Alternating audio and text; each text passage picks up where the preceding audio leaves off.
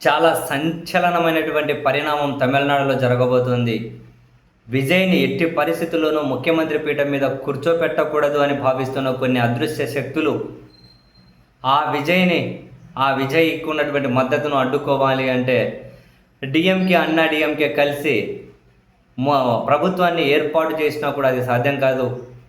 అందుకని చెప్పి ఈ 2 ప్రభుత్వాలు ఉమ్మడిగా సినిమా స్టార్డమ్ ఉన్న రజనీకాంత్‌ని తీసుకొనొచ్చి ముఖ్యమంత్రి పీఠం మీద కూర్చోబెట్టాలి అని దాదాపు నిర్ణయం అయితే తీసుకున్నారు.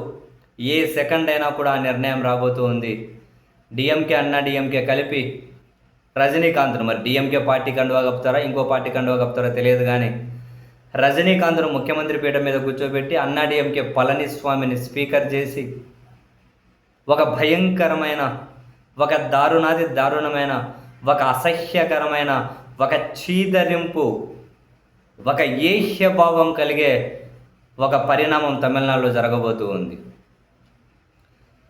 ఆ గవర్నర్ అన్నా డీఎంకే, డీఎంకే కలిసి వస్తే ప్రభుత్వం ఏర్పాటు చేసే అవకాశం ఇస్తారని చెప్పి బహిరంగంగానే టీవీ ఇంటర్వ్యూలో చెప్పారు. రజనీకాంత్ స్టాలిన్ను కలిశారు. డీఎంకే నేతలు రజనీకాంత్ ఇంటికి వెళ్ళారు. అన్నా డీఎంకే పళనిస్వామి గవర్నర్ దగ్గరికి వెళ్ళారు. అండ్ అన్నా డీఎంకే ఎంపీ తంబిదురై సంచలన వ్యాఖ్యలు చేశారు. అధికారం మేము ఫామ్ చేయబోతున్నామని, అన్నా డీఎంకే ఎమ్మెల్యేలకు మనం అధికారంలోకి రాబోతున్నామని చెప్పి మెసేజ్ పంపించారు. సో పరిణామాలు వేగంగా మారిపోతూ ఉన్నాయి. సో రజనీకాంత్ను ముఖ్యమంత్రి పీఠం మీద కూర్చోబెడుతున్నారు.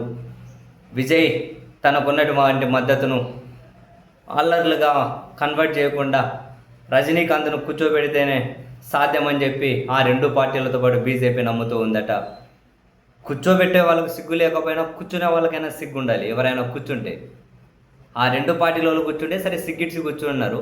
రాజకీయాలంటే దూరం జరిగి ఆరోగ్యం బాగోలేదని అసలు రాజకీయ పార్టీ పెట్టే ధైర్యం కూడా చేయలేక పలాయనం చిత్తగించినటువంటి వాళ్ళని తీసుకొచ్చి దొంగదారిలో ముఖ్యమంత్రి పీఠం మీద కూర్చోబెడితే అసహ్యించుకునేది ఊంచేది తమిళనాడు ప్రజలే కాదు, దేశమంతా కూడా గాండ్రించి ఉమ్ముతారు.